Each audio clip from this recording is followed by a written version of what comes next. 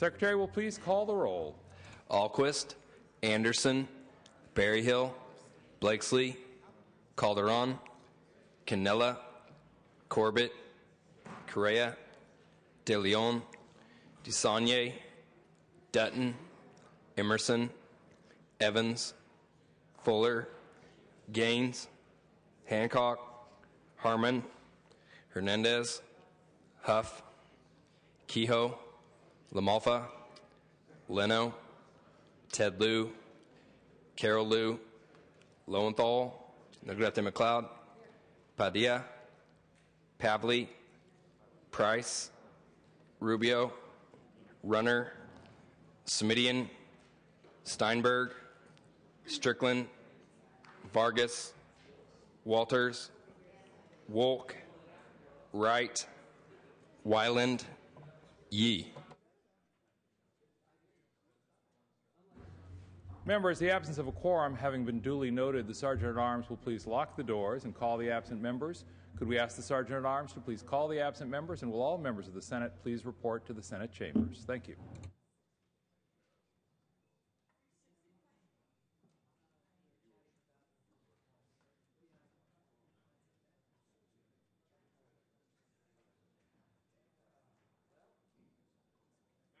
I'm advised that a quorum is now present. Could we ask that the members and our guests beyond the rail and in the gallery please rise? We will be led in prayer this morning by our chaplain, Rabbi Mona Alfi, after which please remain standing. We will be led in the Pledge of Allegiance to the flag by Senator Mimi Walters. Rabbi? Good morning. We live in a fast-paced world, offering a constant barrage of challenges. H.G. Wells once advised, adapt or perish. Now as ever is nature's inexorable imperative. Adapt does not mean that we need to create something completely new. Rather, it means that we can revisit past decisions while we address the future with daring new ideas. Adapt or perish. What is demanded of us is action. Nature requires us to respond to the world that confronts us with creative thinking, and at times the physical stamina to endure the long hours of work that are often required until a solution is found. May the Holy One of Blessing grant us the ability to see our challenges as opportunities and to look at old situations with fresh eyes and new ideas. May this be God's will. Amen. Allegiance to the flag of the United States of America and to the republic for which it stands, one nation, under God, indivisible, with liberty and justice for all. Thank you, Rabbi. Thank you, Senator Walters. Members, we are at privileges of the floor. Do we have introductions at this time under privileges of the floor? If not, we will pass privileges of the floor and move on to messages from the governor. Messages from the governor will be deemed read. Messages from the Assembly will be deemed read. Reports of committees will be deemed read and amendments adopted. We are now under motions and resolutions. Do we have any items under motions and resolutions at this time? If not, we will move on to the introduction and first reading of bills. Such measures will be deemed read. Senator Harmon, for what purpose do you rise, sir? Motions and resolutions. Returning to motions and resolutions, please yes, proceed. Mr. President, I'd like to remove from the inactive file SB 592. That is file item A2. File item A2, SB 592. Thank you, Senator Harmon. Without objection, will be removed from the inactive file. Members, returning to consideration of the daily file, we do have a second reading file. Mr. Secretary, please read. Senate Bill 730 with amendments. That brings us to Senate third reading. We have file items 66 through 95 on today's file. We will begin at file item 66 and then move sequentially through the items on Senate third reading. File item 66, Senator DeSaulnier, pass. File item 67, Senator De Leon, pass. File item 68, Senator Corbett. Would you like to take this matter up? Yes, I would. Thank you very much. Mr. Secretary, please read. Senate Bill 12. Mr. Secretary, one moment, please. Members. We're actually going to take up some legislative business today, and if we could ask that you give the attention of the chamber to Senator Corbett after the Secretary will please read. Senate Bill 12 by Senator Corbett, an act relating to bulk sales. Thank you very much, Mr. President, and good morning, members. I'm here to present Senate Bill 12. Senate Bill 12 repeals the bulk sales transfer law, which is an outdated section of the Commercial Code. This bill will lower the cost of doing business in California by eliminating a burdensome process for our businesses. And for those of you who like to see laws come off the books, this bill is for you. Bulk sales laws were enacted at a time when creditors had little recourse to pursue a scheming merchant. The law required that when a merchant sold the inventory to a new buyer, the new buyer would have to alert the merchant's creditors of such a sale. Today, obviously, creditors can recover these loans through the Uniform Fraudulent Transfers Act, which provides stronger protections. The bill is sponsored by the California Commission on Uniform State Laws, of which I am a commissioner and represent the state Senate. 47 other states have repealed this law in its entirety, including Texas and New York. And this bill received a 5-0 vote in the Judiciary Committee. I thank all the members for the votes, and I ask for an aye vote. Debate or discussion? Debate or discussion. Senator Harman. Thank you, Mr. President. I do rise in support of this bill. The Bulk Sales Act, which this bill would eliminate, has become extremely obsolete. As the author said, a number of majority of states, 48, I think, have eliminated it. This is good law. It's time that we change this law. Thank you very much. Ask for an aye vote. Further debate or discussion? Further debate or discussion? Seeing and hearing none, Senator Corbett, you may close. Ask for your aye vote. Thank you, Senator Harman. Mr. Secretary, please call the roll. Alquist. Aye. Anderson. Aye. Berryhill. Blakesley. Aye. Calderon. Canella. Aye. Corbett. Aye. Correa. Aye. De Leon. Aye. DeSaulnier. Aye. Dutton. Aye. Emerson. Aye. Evans. Aye. Fuller. Gaines. Aye. Hancock. Harman. Aye. Hernandez. Aye. Huff. Kehoe. Aye. Lamalfa. Aye. Leno. Tedlew. Carolou. Aye. Lowenthal. Aye. Negrete McLeod. Aye. Padilla. Aye. Pavley. Aye. Price. Aye. Rubio. Aye. Runner. Semidian. Aye. Steinberg. Aye. Strickland. Aye. Vargas. Aye. Walters. Aye. Wolk. Aye. Wright. Aye. Wyland. Aye. Yee. Huff. Aye. Mr. Secretary, please call the absent members. Berryhill. Calderon. Fuller. Hancock. Leno. Aye. Tedlew. Aye. Runner. Yee. Mr. Secretary, please call the absent members. Berryhill. Calderon. Fuller. Hancock. Runner. Yee. Ayes 34, noes 0. The bill is passed. Members, that takes us to file item 69, Senator Huff. Senator Huff, do you wish to take this item up? Passed. Thank you very much. File item 70, Senator Hancock, not at her desk. File item 71, Senator Liu. Senator Ted Lieu. Pass. File item 72 is to be amended. File item 73, Senator Corbett, would you like to take this matter up? Yes, Mr. President. Then we'll ask the Secretary to please read. Senate Bill 804 by Senator Corbett, an act relating to healthcare districts. Thank you very much, Mr. President. This is Senate Bill 804. The purpose of the bill is very straightforward. It simply ensures that voters have the information that they need when asked to approve a transfer of hospital district assets. Under current law, voter approval is required when a hospital district proposes to transfer more than 50% of a hospital district's assets at below fair market value. Yet the law does not require hospital districts to provide the public with the information about the actual fair market value of the assets proposed for transfer. This measure will keep unfortunately, that keeps voters in the dark about the full value of the assets that they must approve for that transfer. Senate Bill 804 will shed sunlight on that situation and will require an independent appraisal of the fair market value of the assets that the hospital district is proposing to transfer. Senate Bill 804 provides the necessary information so our voters can make effective decisions with regard to their hospital districts. There's no opposition to this measure, and it is supported by the California Nurses Association. Members, is there debate or discussion? Debate or discussion? Seeing and hearing none, Mr. Secretary, please call the roll. Alquist. Aye. Anderson. No. Berryhill. Blakesley. Calderon. Canella. No. Corbett. Aye. Correa. De Leon. Aye. DeSaulnier. Aye. Dutton. No. Emerson. Evans. Aye. Fuller. Gaines. No. Hancock. Harmon. No. Hernandez. Aye. Huff. No. Kehoe. Aye. LaMalfa.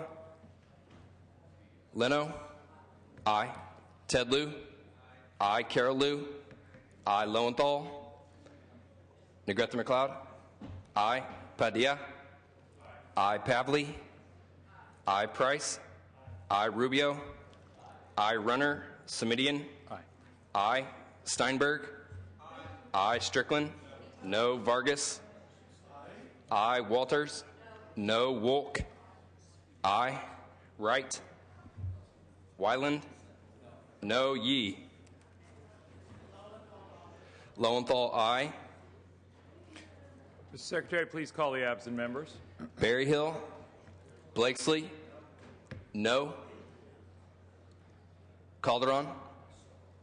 Correa. Correa. Aye. Emerson. No. Fuller. No. Hancock. LaMalfa. No. Runner. Wright. Aye. Yee. Please call the absent members. Berryhill. Calderon. Hancock. Runner. Yee. Ayes 22, noes 13. The bill is passed. Members, we are at file item 74. Senator Steinberg, do you wish to take this up? Not at his desk. File item 75, Senator Yee, not at his desk. File item 76, Senator Correa. Mr. Secretary, please read. Senate Bill 149 by Senator Correa, an act relating to mobile homes. Thank you, Mr. President. Senators, Select Committee and Manufactured Home staff recently discovered that the majority of the problems of complaints that come from mobile home parks are due to the fact that most people do not know that of the existence of a mobile home residency law. What this bill does simply requires the Department of Housing Community Development to include on their annual park operating permit a very simple notice of the existence of this law. The cost to the state, about 10 minutes of staff time to upload one sentence on the notice on the permit's electronic template. I ask for an aye vote. Debate or discussion? Debate or discussion? Seeing and hearing none, Mr. Secretary, call the roll. Alquist. Aye. Anderson. Berryhill. Blakesley. Aye. Calderon. Canella. Aye. Corbett. Correa. Aye. De Leon. Aye. DeSaulnier. Aye. Dutton. Emerson. Aye. Evans. Fuller. Aye. Gaines. Aye. Hancock. Harmon. Aye. Hernandez. Aye. Huff. Kehoe. LaMalfa. Leno. Aye. Ted Lieu. Aye. Carol Lieu. Aye. Lowenthal. Aye. Negrete McLeod. Aye. Padilla. Aye. Pavley. Aye. Price. Aye. Rubio. Aye. Runner. Semidian. Steinberg. Aye. Strickland. Vargas. Aye. Walters. No. Wolk. Aye. Wright. Aye. Wyland. Aye. Yee. Anderson, no. Strickland, aye. Mr. Secretary, please call the absent members. Hancock, aye. Kehoe, aye. Berryhill. Calderon. Corbett, aye. Dutton, aye. Evans, Huff, LaMalfa, Runner, Smidian, Aye. I, Yee. Ayes 31, noes 2. The bill is passed. Members, that takes us to file item 77. Senator Pavley, do you wish to present? Pass. Thank you. File item 78, Senator Ted Lieu. Pass. File item 79, Senator Corbett. Mr. Secretary, please read. Senate Bill 825 by Senator Corbett, enacting to state parks and recreation. Thank you, Mr. President and members. This is Senate Bill 825. This bill will help our state parks in this difficult time when many of them are facing closure. This bill will allow state parks to keep revenue generated from the sale of publications. California state parks contain the largest and most diverse natural and cultural heritage holdings of any state in the nation. State parks include underwater preserves, reserves, parks, wildlife reserves, state beaches, recreation areas, and reservoirs, and more. These parks protect and preserve an unparalleled collection of culturally and environmentally sensitive structures and habitats, threatened plant and animal species, ancient Native American sites, historic structures, and artifacts. They hold the best of California's natural and cultural history. Currently, the Department of Parks and Recreation publishes materials which earn revenue upon the sale of publication. This money is deposited in the general fund. Shifting funding to the state parks from the general fund will give state parks more incentive to create even more revenue from publications and thereby funding for the parks. State parks should have this tool to help defer some of the cuts that have been made to the park system. I respectfully ask for your aye vote. Debate or discussion? Debate or discussion? Senator Blakesley. Senator Blakesley, one moment, please. Members, if we could ask that the chambers come to order. One moment, please, Senator Blakesley. Thank you, members. Senator Blakesley, please proceed. A question for the author, please. Senator Corbett, are you prepared to take a question from Senator Blakesley? Senator Blakesley, please proceed. Thank you. In our analysis, we see an indication this bill has been changed repeatedly recently and is now in, I believe, a third form from which it started. And there's a concern in our analysis that this is a spot bill that is going to change yet again in the Assembly. I find the policy contained here eminently supportable, but would just like to ask to hear from the author, is it your intent that this is the ultimate purpose of this bill, the intent here in the language we see today? Well, first of all, measures that you see coming before the Senate this time of year typically are bills that we're moving through the process and their purpose has changed. And that's true of Democratic bills and Republican bills. We've all seen them in the last couple of weeks. So this is one of those bills. My intent is to look at this as the policy for the bill, but I think it would really not be a good idea for any legislator ever to say that their bill is never going to be amended as it goes through a process, because that's what this process is about.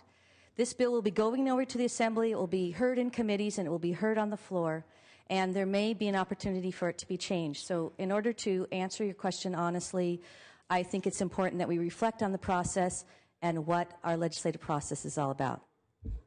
Thank you very much. Thank you, Senator Blakesley. Senator Dutton, for what purpose do you rise, sir? I'd like to speak on the bill. Please proceed, sir. Yeah, my concern about this, and I think it has to do with when we take a look at the body of work that we work on here in the legislature, you know, there is a cost associated with every bill we run. And, you know, I think it would behoove all of us to actually do a proper cost-benefit analysis. Now, based on what I'm seeing, this would result in about $1,000 coming out of the general fund revenue placed into a special fund for the parks, which, by the way, I don't have a big problem with. I'm not sure, though, that you require a bill to do it. The cost of doing a bill is about $17,000. See, what we'd actually be better off doing right now is voting no on this and just going ahead and transfer, you know, $17,000 into the park fund, which is more than what they're going to get with this bill. So I would suggest everybody vote no on this measure, not because the policy is bad, just because, frankly, it doesn't make a lot of fiscal sense to me. Further debate or discussion? Members, is there additional debate or discussion? Senator Wright. The concern I had, question for the author, Mr. President. Senator Corbett, are you prepared to take a question from Senator Yes. Wright? And it might be something that she could do on the close. I had the same question, is how much money are we talking about would be part A, and part B would be if you make this shift, does the general fund obligation to Prop 98 extend to this money, so do we have to backfill the money that we transferred? So it would be a two-part question. A is how much money are we talking about? Is it simply $1,000? And B, would this $1,000 require that we backfill the Prop 98 portion of the general fund? All right. Thank you. Senator Corbett, would you like to answer that question on your close? Yes, I'd like to answer anything that's been raised on my close. Additional debate or discussion? Seeing and hearing none, Senator Corbett, you may close.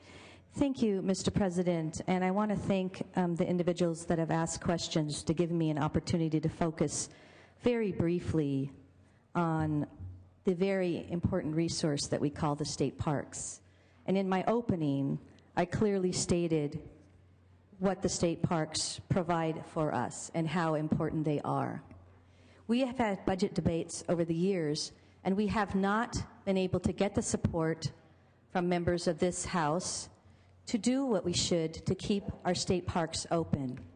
So I find it a little ingenuous when we have an opportunity to encourage the state parks to find funding elsewhere, to stand up and say that that's not a good idea. In my opening, I did state that the purpose of this bill is to give the state parks an opportunity to find more revenue and also give them the incentive to grow that revenue. So I would imagine, and I would hope, and I know, that the state parks will not be looking at this as a funding in the amount of only $1,000. Let's give the state parks an opportunity to do more, since not enough has been done in this chamber, and give them an opportunity to raise some money so that they can keep our state parks open. I ask for your aye vote. Mr. Secretary, please call the roll. Alquist. Aye. Anderson. No. Berryhill. Blakesley. No. Calderon. Canella. Corbett. Aye. Correa. Aye. De Leon. Aye. DeSaulnier. Aye. Dutton. No. Emerson. No. Evans. Aye. Fuller. Gaines. Hancock. Aye. Harmon. No. Hernandez. Aye. Huff. No. Kehoe. Aye. LaMalfa. Leno. Aye. Ted Lieu. Aye. Carol Lieu. Aye. Lowenthal. Aye. Negrete McLeod. Aye. Padilla. Aye. Pavley. Aye. Price. Aye. Rubio. Aye. Runner. Smidian. Aye. Aye. Steinberg. Aye. Strickland. No. Vargas. Aye. Walters. No. Wolk. Aye. Wright. Wyland. No. Yee. Call the absent members. Berryhill. Calderon. Canella. Fuller. Gaines. Aye. LaMalfa. Runner. Wright. Yee. Ayes 23, noes 9. The bill is passed. File item 80. Senator Price. Mr. Secretary, please read. Senate Bill 875 by Senator Price, enacting to real estate. Thank you, Mr. President. Members, Senate Bill 875 provides the Department of Real Estate with additional tools when denying a license and deletes an obsolete provision dealing with conditional licenses. The bill is intended to enhance the department's enforcement program, streamline the licensing process, and reduce administrative costs. Specifically, 875 allows the Department of Real Estate to issue a written notice of denial instead of a statement of issues when denying a real estate license. In addition, it strikes out an obsolete provision dealing with conditional licenses. The Department of Real Estate no longer issues conditional licenses. Therefore, this provision is irrelevant. The bill has received bipartisan support in the Policy Committee. There is no opposition, and I respectfully ask for your aye vote. Debate or discussion? Seeing and hearing none, Mr. Secretary, call the roll. Alquist. Aye. Anderson. Aye. Berryhill. Blakesley. I. Calderon. Canella.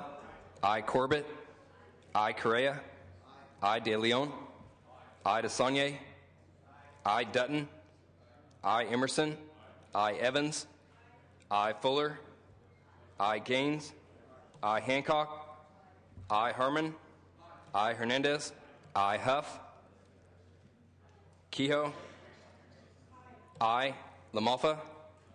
I. Leno. I. Ted Lieu. I. Carol Lieu. I. Lowenthal. I. Negrete McLeod. I. Padilla. I. Pavley. I. Price. I. Rubio. Runner. Smidian. Aye. I. Steinberg. I. Strickland. I. Vargas. I. Walters. I. Wolk. I. Wright. I. Wyland. I. Yee. Huff. I. Rubio. I.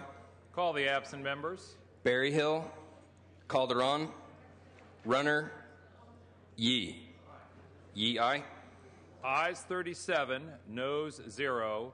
The bill is passed. Senator Evans,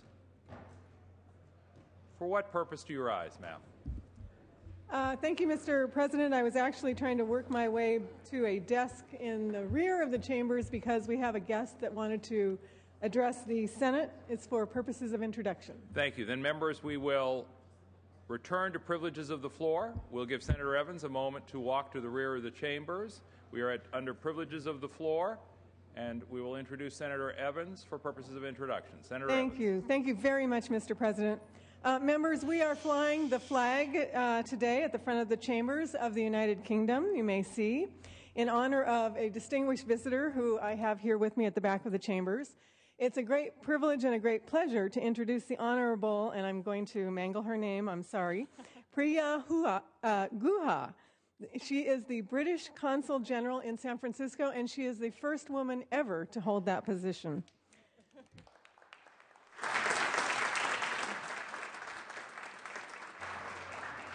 She is a career diplomat who has served Her Majesty with distinction since 1996, and her previous postings include the British High Commission in India, the British Embassy in Madrid, and of course the Foreign Office in London.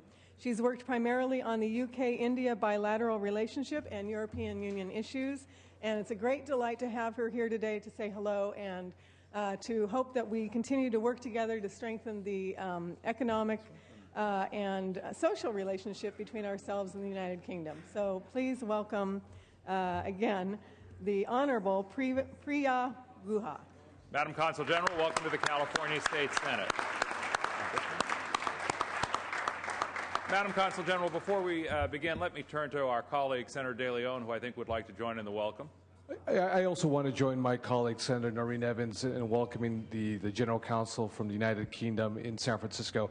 I had the honor and the pleasure to just have dinner recently with Dame Barbara Hay at the British Residence General Counsel in Hancock Park in Los Angeles, along with the Deputy Ambassador, Philip Barton, who came in from Washington, D.C. We had a lovely, small, intimate dinner, first time I ever had with the English protocol, and it was quite a treat. So I want to join my colleague, too, Noreen Evans, and welcome you, too, as well. Thank you, Senator De Leon. Madam Consul General, let me gavel the Senate to order, and then the floor will be yours. Mr. President, Senator Evans, and honourable members of the Senate, as Her Majesty's Consul General to San Francisco, I am honoured to stand before you all here today to speak to the historic relationship between our two countries. This relationship is grounded in our histories and shared traditions, but is as relevant to the present and the future of our two countries as it is to the past. The United Kingdom and the United States are each other's largest investors. We invest around $500 billion in each other's economies. Every day, 1 million people in the United States go to work for British companies. Every day, 1 million people in the UK go to work for American companies. Here in California, British companies support 90,000 jobs, and the UK is the second largest investor in this state. Ours is a relationship that is multifaceted and second to none. I look forward to being a part of this partnership and, honourable members, to working with you as we move forward to make sure we create the best future for both of our countries. Thank you very much.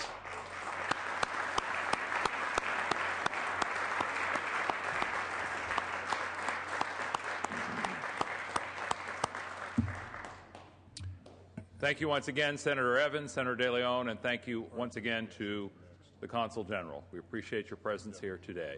Senator Price, for what purpose do you rise? Introductions. For purpose of introduction.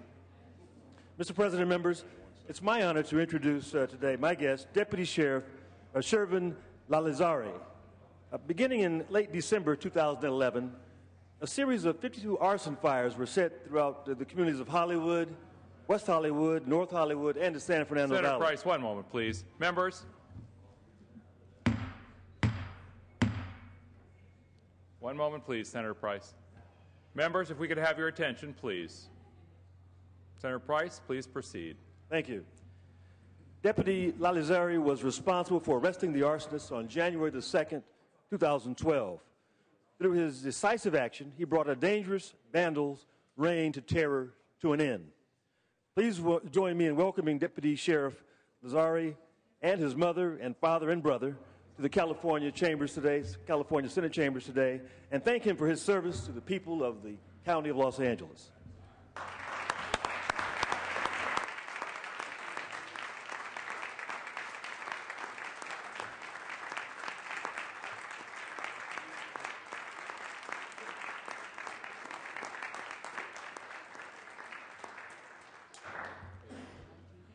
Deputy Sheriff, let me add my thanks and the thanks of the Senate for your good work.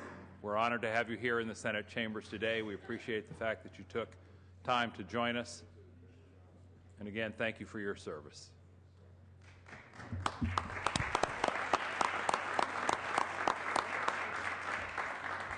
Senator Hernandez, for what purpose do you rise?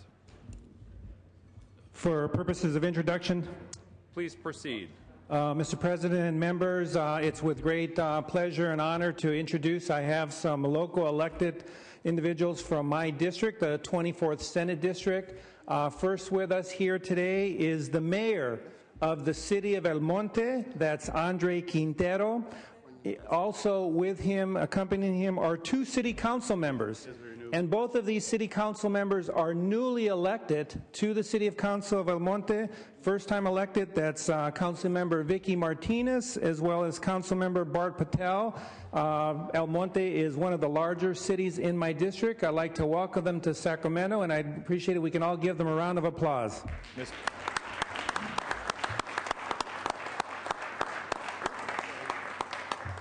Mr. Mayor and council members, thank you again for joining us. It's a pleasure to have you here in the chambers. Members, we are still under privileges of the floor. Senator Price, for what purpose do you rise, sir? Another introduction, Mr. President. For purposes of introduction, Senator Price, you may proceed. It's my pleasure to introduce today Jacob Lusk, a top 5 finalist in the 10th season of American Idol. Jacob began singing when he was 4 years old, mostly performing in church services and programs. He was also part of the gospel group Innate Praise, headed by the late rapper Nathaniel Hale, also known as Nate Dogg. Jacob rose to prominence when Randy Jackson called his performance of God Bless the Child during Hollywood Week the best in the show's history, and we all had a chance to enjoy his musical stylings last evening at the Bash. Please join me in welcoming Jacob Lusk. Mr. Lusk, welcome to the California State Senate.